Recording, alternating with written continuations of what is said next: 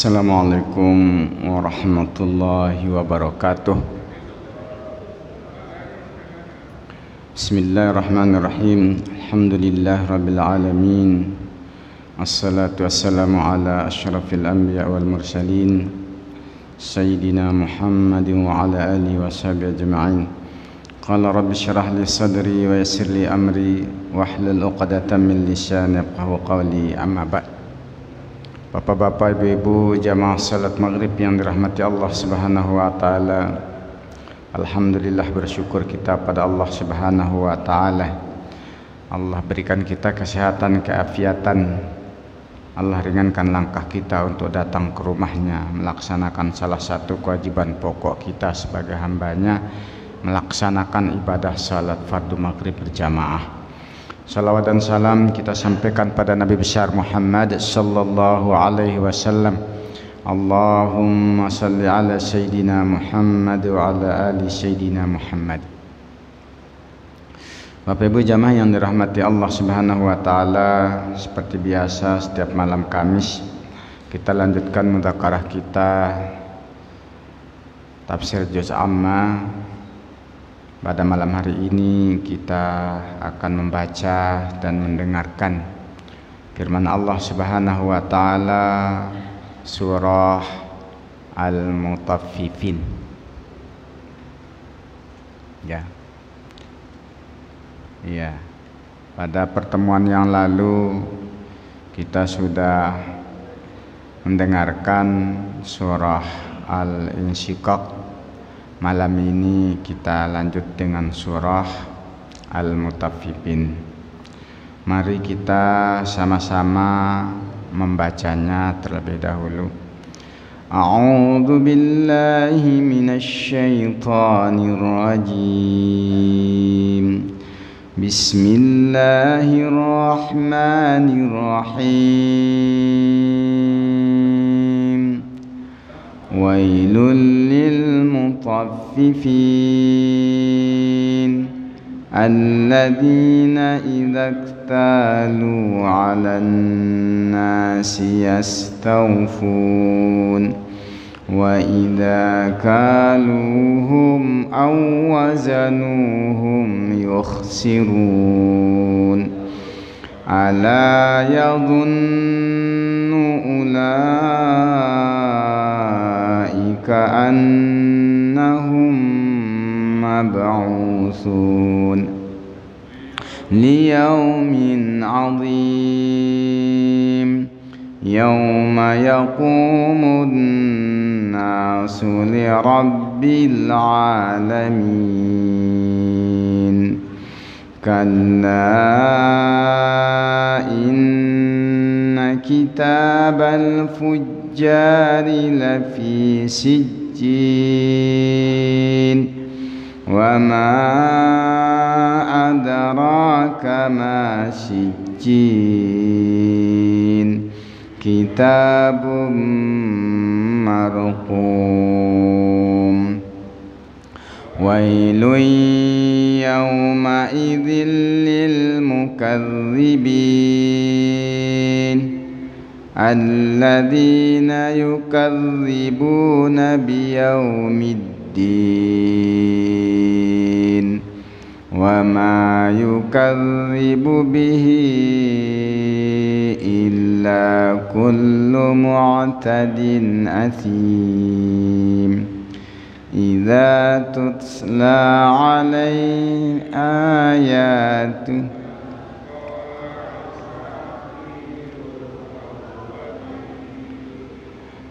كلا بل ران على قلوبهم وما كانوا يكسبون كلا إنهم عن ربهم يومئذ لمحجوبون ثم إنهم لصالو الجحيم ثم يقال هذا الذي كنتم به تكذبون كلا إن كتاب الأبرار لفي عليين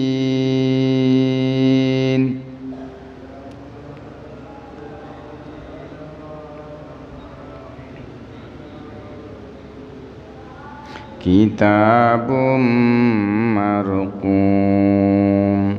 يشهده المقربون إن الأبرار لفي نعيم على الأرائك ينظرون تعرف في وجوههم نضرة النعيم يسقون من رحيق مختوم ختامه مسك وفي ذلك فليتنافس المتنافسون ومزاجه من تسنيم عينا يشرب بها المقربون إن الذين أجرموا كانوا من الذين آمنوا يضحكون وإذا مروا بهم يتغامزون وإذا انقلبوا إلى أهلهم انقلبوا فكين وإذا رأوهم قالوا إن هؤلاء لضالون وما أرسلوا عليهم حافظين فاليوم الذين آمنوا من الكفار يضحكون على الأرائك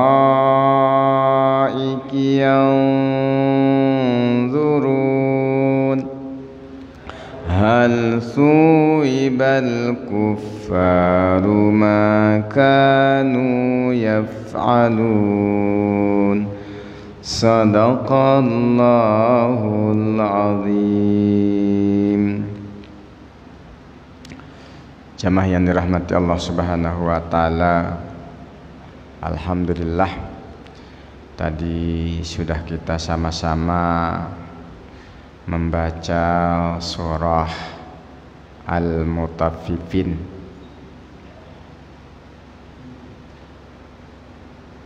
Kita di pondok bersama kawan mencoba membuat peringkat tahapan membaca Al-Quran, karena anak-anak kita kalau sudah khatam itu dianggap sudah selesai dia ngaji di TPQ, berhenti. Walaupun kemampuannya juga masih rendah. Karena itu kita mencoba di sini, karena ada kawan yang di Batam berhasil, TPQ-nya udah 12 kelas dan rata-rata selesai khatam itu kelas 2 dan kelas 3 dengan standar yang memang sudah disiapkan. Kalau sudah khatam, dia Al-Quran itu 3 tingkat. Ada Al-Quran 1, ada Al-Quran 2, ada Al-Quran 3. Al-Quran 3 setelah kita coba di pondok, kemampuannya 30 menit 1 juz dengan tidak melepas ikhfa, idgham, itu 30 menit stabil. Lalu kita buat program setiap selesai, sebelum sholat dan setelah sholat itu 30 menit ditambah dengan sholat duha. Ketemunya khatam per 3 hari, hanya menyisihkan waktu 30 menit sebelum subuh, setelah subuh, setelah duha, sebelum zuhur, setelah zuhur, sebelum asar, setelah asar, sebelum maghrib, setelah isya. Karena antara maghrib dan isya langsung ngaji, tanpa menghilangkan program yang ada. Itu insya Allah bisa per 3 hari itu khatam Iqra 3, Quran 3. Kalau Iqra 2, Al-Quran 2 itu kita turunkan, dia itu antara 20 menit itu setengah juz. Jadi 40 menit sampai 45 menit 1 juz. Sehingga dia bisa khatam itu seminggu khatamnya. Kadang 6 hari.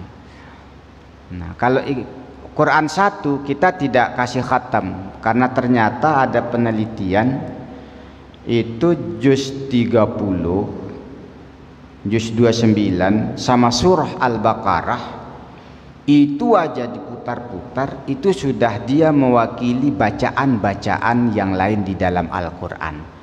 Jadi kalau itu sudah normal dia bacanya, bisa dia 30 menit per juz yang surah-surah tadi, insya Allah yang lainnya dia itu bisa cepat mengikuti.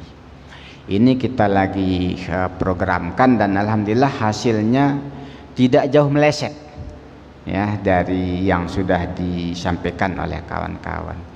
Jadi kita niatnya hanya membiasakan anak, belum menghafal.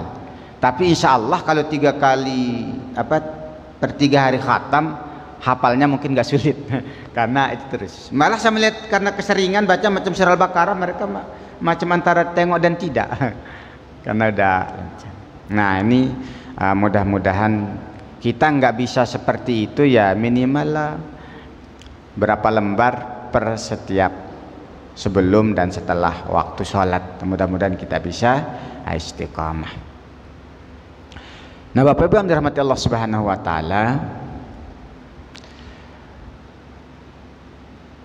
malam ini kita akan mendengarkan firman Allah Subhanahu wa taala yang tadi kita sudah baca, surah Al-Mutaffifin. Satu pendapat, surah Al-Mutaffifin ini Makkiyah, surah Makkiyah. Nah, ini pendapat Ibnu Mas'ud, Ad-Dhahhak, Muqatil, ini Makkiyah. Tetapi pendapat yang lebih masyhur dia adalah Madaniyah. Nah ini pendapat Ibnu Abbas, Asakir ya. Satu riwayat juga Al-Muqatil, ini surah Madaniyah. Ketika Nabi sallallahu alaihi wasallam baru hijrah ke Madinah, saat itu Madinah didominasi ekonominya oleh orang-orang Yahudi. Orang Islam kan baru hijrah. Di Madinah itu ada penduduk tempatan, ada dua suku besar, suku Aus dan Khazraj. Kemudian ada suku Badui yang apa namanya, nomaden ya, yang tidak mau menetap itu, ya.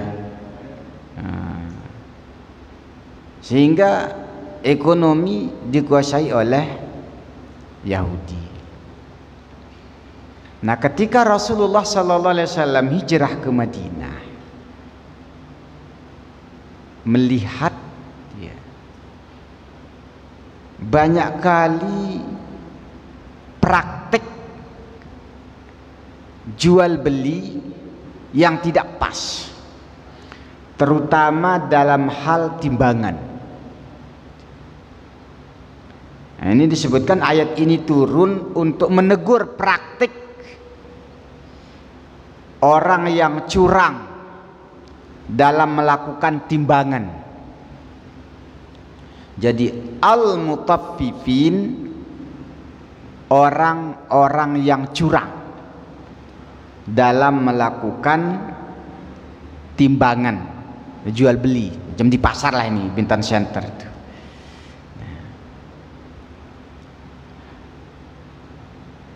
Allah Subhanahu wa ta'ala mengingatkan, wailun kalimatu azabin,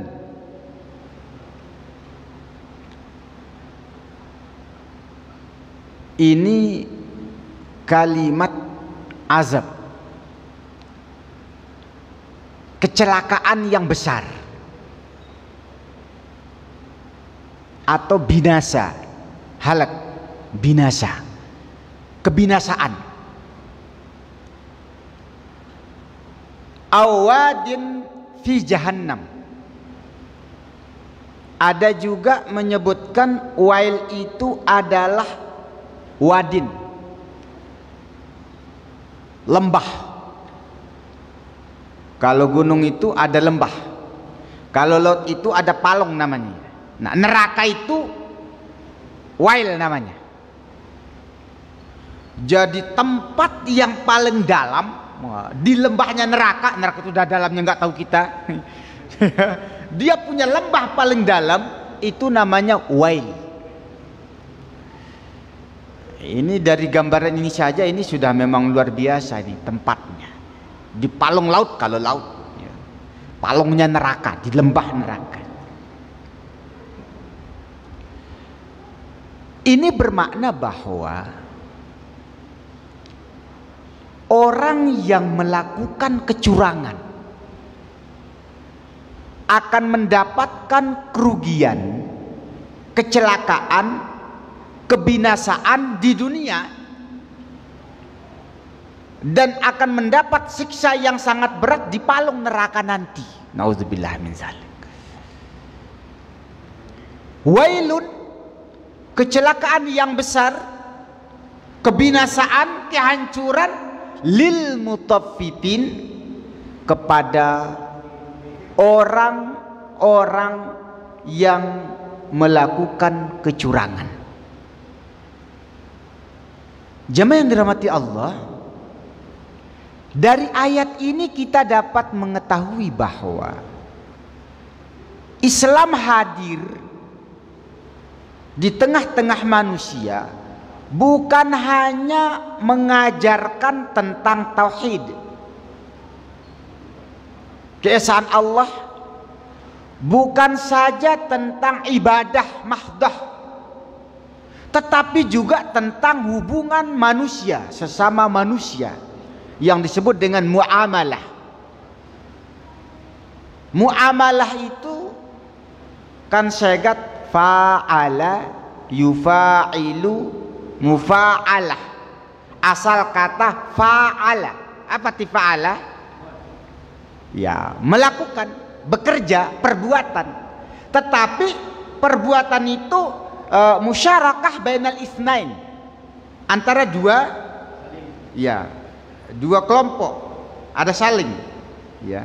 Jadi perbuatan yang melibatkan orang lain. Kalau sholat kan bisa sholat sendiri. Tapi kalau jual beli, namanya saja jual beli. Ya, ada penjual, ada pembeli, ada interaksi. Jadi semua perbuatan yang melibatkan orang lain sesungguhnya namanya muamalah, bukan sekedar jual beli.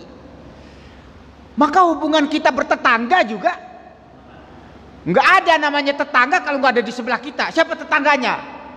Oh, si A. Di mana rumahnya? Tak ada. Ya nggak mungkin. Mesti ada.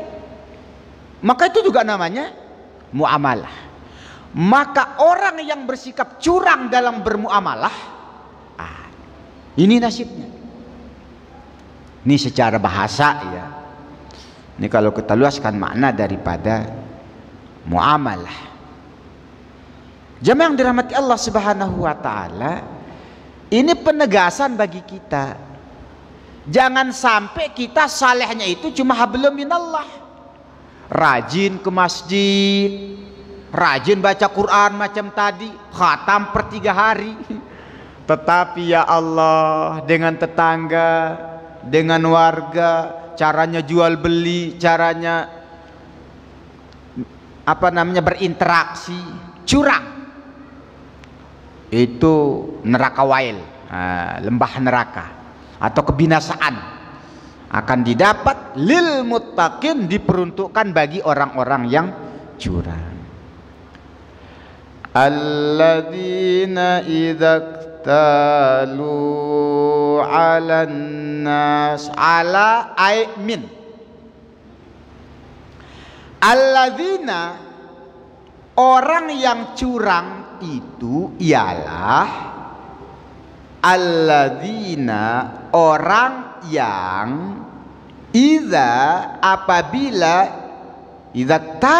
apabila mereka itu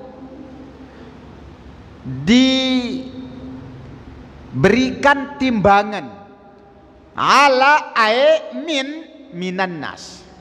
Jadi kalau dia ditimbangkan barang oleh orang, timbangan dari orang, dia pengusaha, misalnya pengusaha sayur, dia datang ke kebun, ditimbang sama Pak Petani,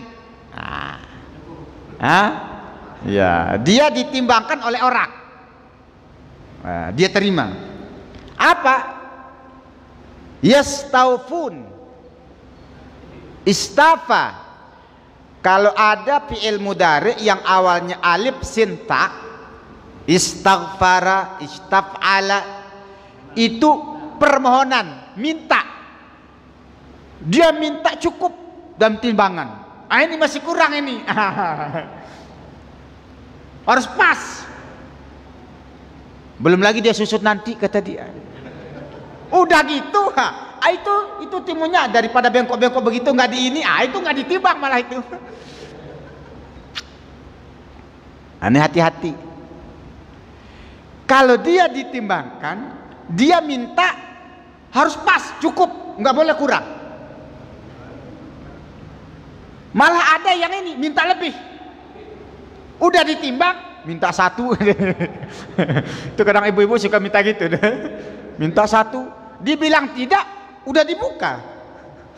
Minta 1, dibuka. Iyalah katanya.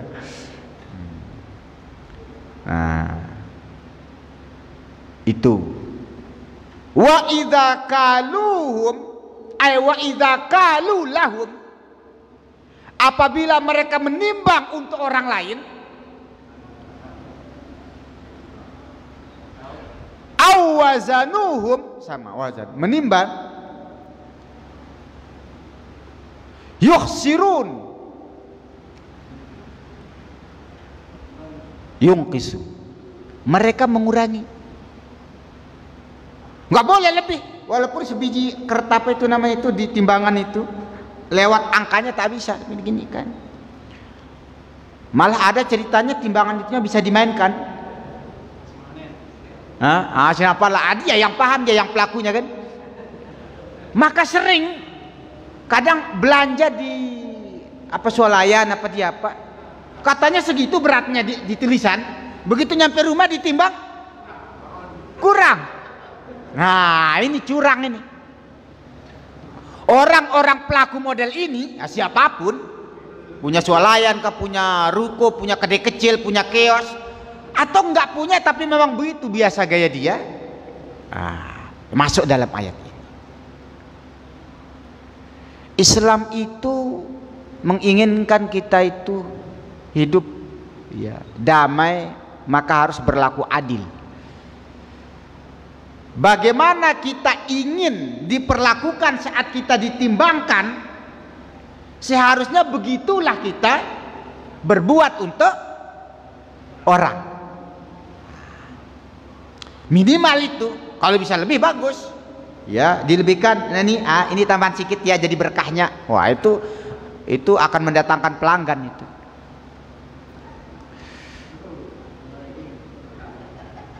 Jamaah yang dirahmati Allah, kita semua paham ini, tetapi saya mau mengajak kepada kita begini. Ada satu fenomena yang menurut saya sebetulnya bagus.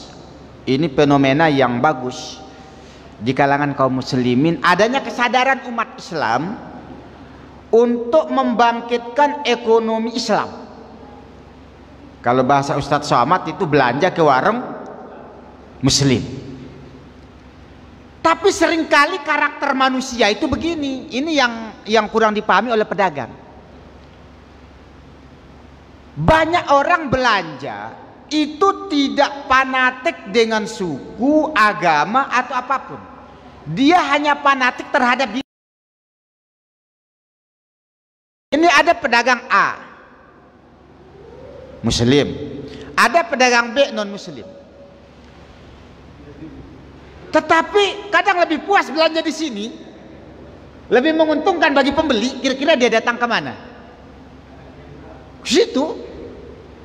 Habis pelayanannya bagus, timbangannya bagus, itu kawan si kawan tapi nyeki. Nah, ini yang tidak dipahami oleh saudara-saudara kita yang pebisnis, sehingga kita tidak bisa bersaing. Apalagi yang kedai-kedai kecil, dia ingin untung banyak, pedagangnya sedikit. Mending untung sedikit, pembelinya banyak. Mana lebih enak, 1000 kali 1 atau 1 kali 1000? Nah, itu teori perdagangan. Nah, apa artinya bahwa umat Islam juga ditekankan di dalam berbisnis itu hendaklah memegang prinsip-prinsip syariah. Di antara prinsip syariah itu adalah saling menguntungkan, tidak pernah menzalimi pembeli. Ini kalau dipegang seharusnya kita yang maju bisnisnya, cuma yang make orang, akhirnya orang yang maju bisnisnya. Nah ini, maka Bapak Ibu yang dirahmati Allah, ini kalau kita baca nanti di dalam sejarah bagaimana Nabi mengajar sahabat berbisnis ketika di Madinah, itu kan nggak ada apa namanya, nggak ada yang dibawa dari Mekah, hanya pakaian yang melekat. Nggak bawa barang, nggak bawa rumah, nggak ada yang dibawa. Yang dibawa cuma apa? Iman dalam dada. Nyampe di Madinah memulai berbisnis, duit tak ada. Gimana caranya? Abdurrahman bin Auf itu melihat ada tanah ya di samping pasar Yahudi, itu tanah orang muslim nganggur. Macam kita lah di Bintani banyak tanah nganggur. Singkat cerita, banyaklah orang Islam ini pada berdagang,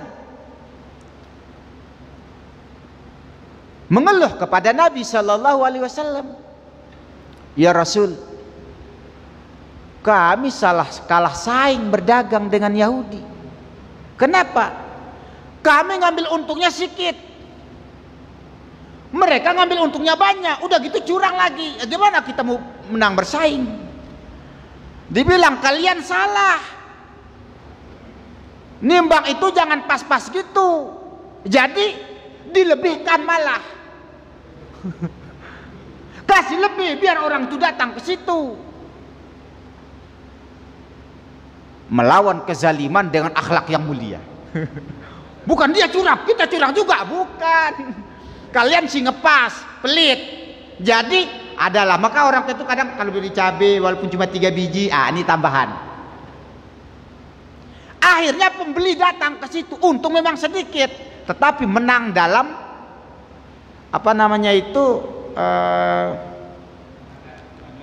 pelanggan.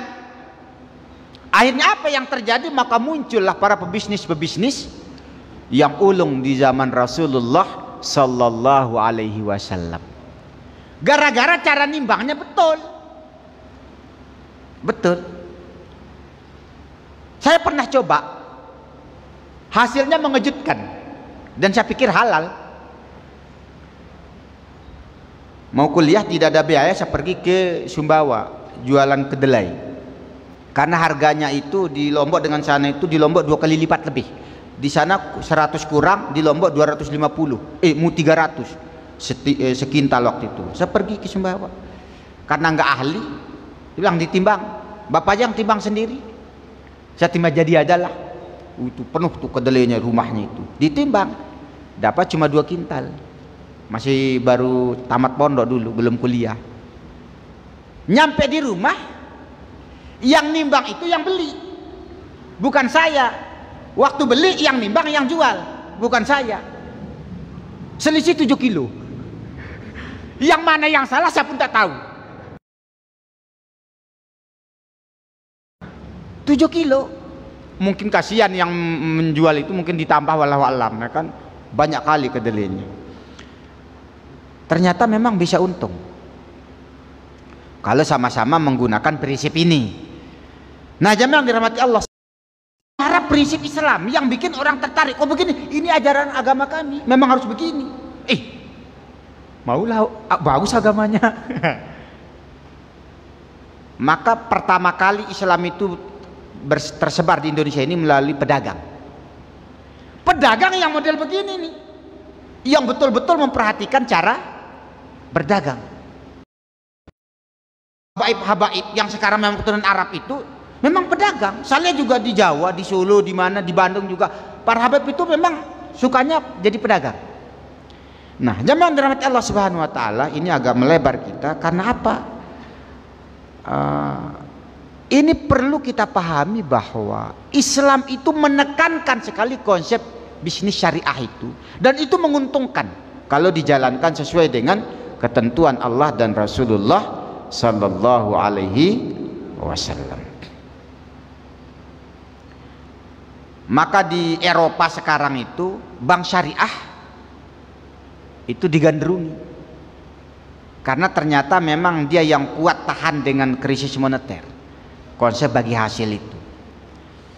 Nah, kita kembali ke ayat ini bahwa Allah mengecam orang yang di dalam bermuamalah itu berlaku curang.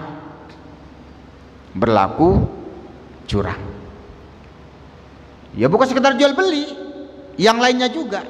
Kalau bahasa kita itu ingin menang sendiri, nggak mau mengalah dengan orang lain.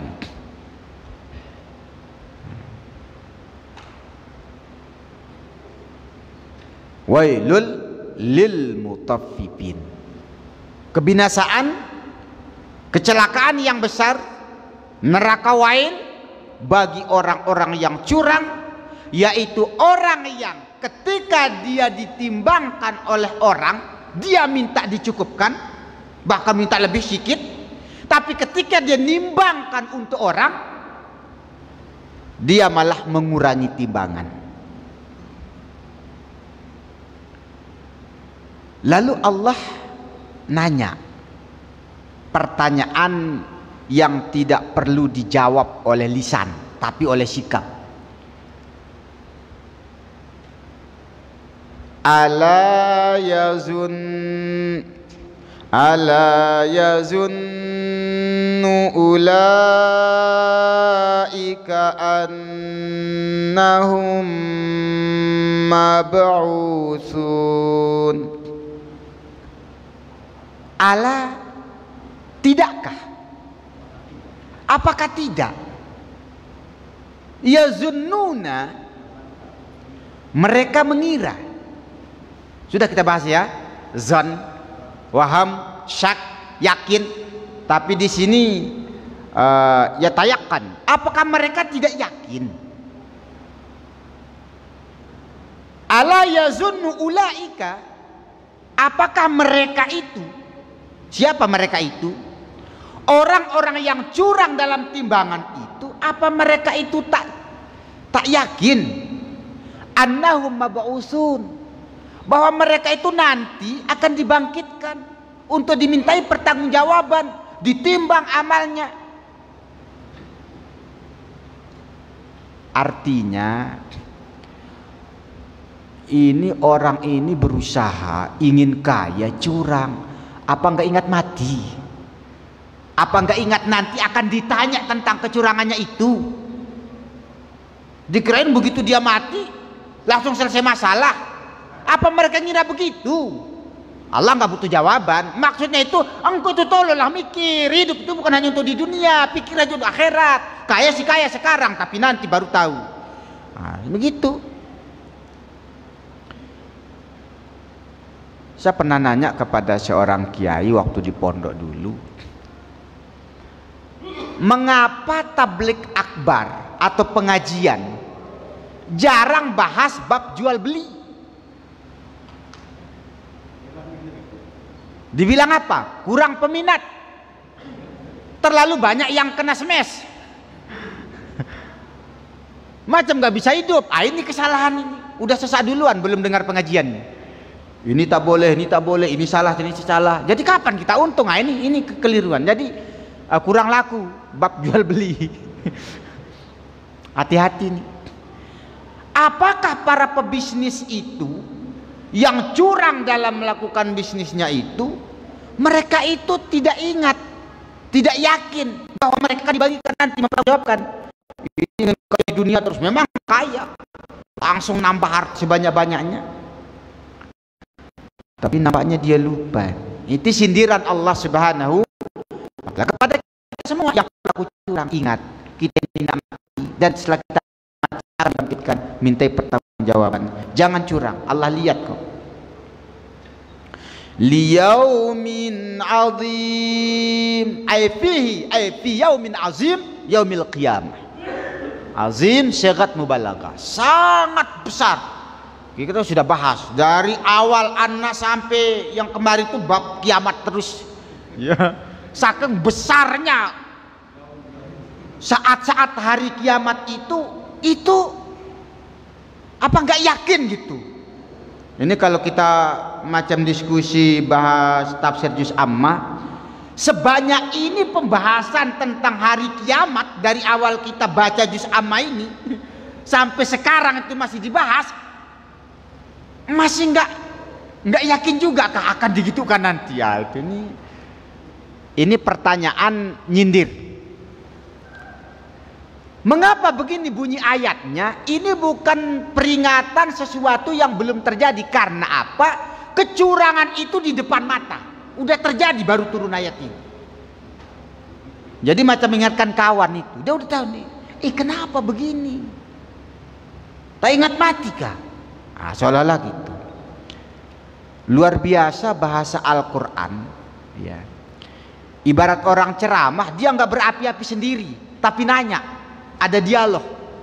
Kita kadang ceramahnya, ya khutbahnya panjang, jamaahnya tidur karena kita sendiri pun nggak ada dialogisnya. Allah nanya, kan nggak boleh jamaah menjawab. Pertanyaan yang nggak perlu dijawab, tapi hatinya yang jawab. Ini luar biasa bahasa Al-Quran. Memang mudah-mudahan lah kita bisa contoh supaya masuk ke hati. Ya juga ya. Nggak ingat mati, ingat sih. Terus kenapa masih begitu? Ya gimana ya? Baru masuk diskusi. Liyaumin azim, ay fi yaumil qiyamah, yauma yaqumun nasu li rabbil alamin. Badal dari yaumin azim, yaitu hari yang yaqumun nas, manusia bangkit min kuburihim, dari kuburnya, li rabbil alamin, menghadap kepada Rabb. Apa tuh Rabb? Pencipta, pemilik, pengatur. Kita akan bangkit dari kubur menghadap Sang Pencipta, pemilik dan pengatur alam semesta ini. Ini juga isyarat bagi kita. Jangan sadis sekali dalam berbisnis. Yang ngatur rezeki Allah. Ngapain harus nentang Allah cara bisnisnya gitu. Kalaupun kaya nggak akan bahagia. Jamaah yang dirahmati Allah Subhanahu wa taala, yang ngatur hidup kita, yang rezeki kita itu Allah. Lalu Allah negur kita kalau berbisnis jangan curang. Pakailah itu lurus-lurus, insya Allah Allah berikan keberkahan. Li Rabbil alamin, li ajli amrihi wa hisabihi wa jazaih. Ngapain manusia menghadap Allah nanti? Li amrihi, karena tunduk pada perintah Allah. Nggak ada yang bisa kabur dari padang mahsyar, nggak bisa. Nggak bisa, mesti. Wa hisabihi, menghadap Allah untuk dihisab. Wa jazaihi, menerima pembalasan. Jadi inna lillah wa inna ilaihi raji'un. Kita ini milik Allah dan kembali kepada Allah. Meninggal, nak ngapain kembali ke Allah? 3. Makanya jangan nekat mati. Ya, belum siap dihisab, masih banyak yang tak jelas, mati. Itu nekat namanya. Belum banyak amalnya, mati. Mati nekat. Karena kita menghadap Allah li amrihi wa hisabi wa jazai. Mematuhi perintah Allah. Nggak bisa berkutik kita, nggak bisa kemana-mana nanti. Lalu kita akan dihisab, lalu akan dibalas segala amal perbuatan kita. Nah, jamaah yang dirahmati Allah Subhanahu wa taala, ini redaksi ayat ini sebetulnya menukik. Ibarat orang main catur ini sikak seter ini. Ya, udah nggak bisa. Tapi kalau nggak juga, nampaknya nggak ngaji.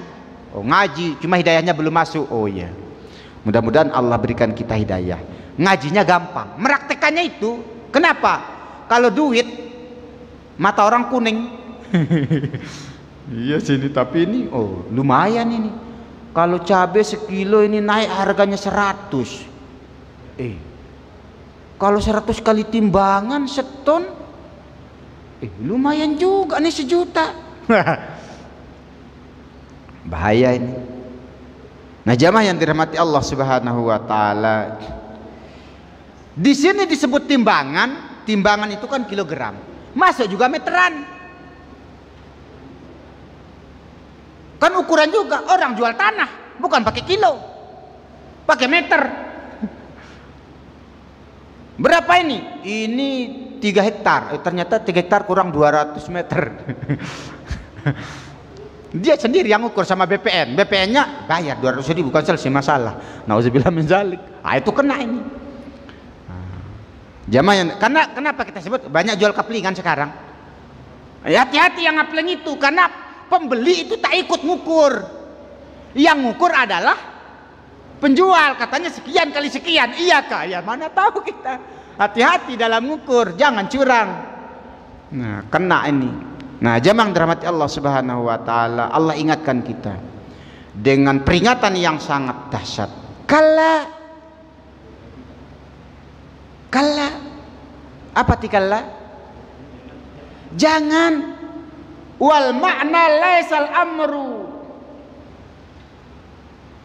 ala ma hamma alaih.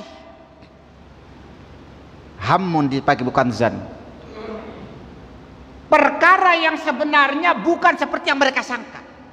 Jangan sangka kau curang kau lalu jadi kaya dan bahagia. Jangan, salah, keliru. Salah besar. Maka jangan begitu. Kau tak akan bahagia, kau tak akan kaya dengan itu. Kau kasih stres nanti. Kalla, jangan seperti itu. Apa yang kau sangka itu salah besar. Laisal amru ala ma hamma alaih. Bukan seperti yang mereka sangka. Jangan. Jadi langsung jangan gitu. Inna kitabal fujjar, sesungguhnya kitabal fujjar ay kutubu amalil kuffar, catatan amal orang-orang kafir. Kalau fujar itu dosa itu bukan pernah berbuat dosa, memang hari-hari berbuat dosa, itu namanya pendosa, sehingga di sini disebut kafir. Ada juga masukkan itu fasik, pendosa besar. Hari-hari pendosa, dia berzina, itu mungkin sekali. Kalau pezina, itu pelacur gitu. Nah, nauzubillah min zalik. Jadi pujar pendosa. Ya, bukan jamak lagi. Kalau banyak itu sering. Ini udah hari-hari, udah ahli. Ya. Lapis sijil, catatan para pendosa. Kalau bahasa lebih ininya mungkin para durjana.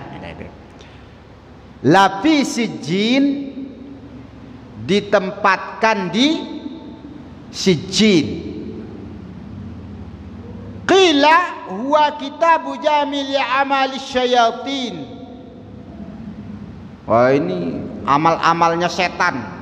Wah, ini memang ya setan memang kerja dia dosa terus. Mana ada yang baik? Ya grup-grup itulah. Kok ada grupnya? Iya, karena setan itu ternyata disebutkan dalam An-Nas minal jinnati wan nas. Itu CSJ itu di situ. Satu kelompok, tempat kita catatannya itu tempat khusus. Makanya dalam surah yang kemarin itu dilemparkannya karena memang gudangnya beda. Tempat ngambil kitabnya beda, sehingga ngasihnya jalurnya beda. Ibarat gudang tuh beda blok. Ya. Ternyata dari tempatnya saja sudah beda. Tempat naruh catatannya. Wa qila huwa makan asfal ard as-sabi'ah wa huwa mal iblis wa junuduh. Ada yang mengatakan bahwa sijin itu adalah tempat di bawah kerak bumi yang ketujuh, lapis bumi yang ketujuh. Habis. Jadi tempat sijin itu bumi ini kan berapa lapis? 7 lapis bumi. Sijin itu di bawah lapisan ketujuh. Di mana itu? Nggak tahu lah kita itu. Pokoknya paling bawah itu. Di situ disimpan. Nah. Itu mahallul iblis wa junuduh. Itu tempatnya iblis dan para bala tentaranya. Di situ dia ngumpul. Ya Allah. Wa ma adraka masijin. Kalau diterjemah, tahukah kamu sijin? Kalau kita katakan wa ma adraka, kamu tidak akan nyampe dalam pemahaman. Jadi yang kita pahami itu adalah tempat bumi paling bawah lapis ketujuh yang masuk dalam tangkapan hayalan pikiran kita. Tapi tidak gitu sebetulnya, jauh lebih dalam dari itu. Nah, itu maksudnya, nggak nyampe pikiran kita. Tapi Allah menggambarkan yang bisa ditangkap, dipahami oleh kita. Tapi katalah kamu nggak akan nyampe. Tapi itu yang kami bayangkan, segitulah dulu. Nah, itu. Kitabum marqum, makhtum. Kitab yang disegel. Disegel.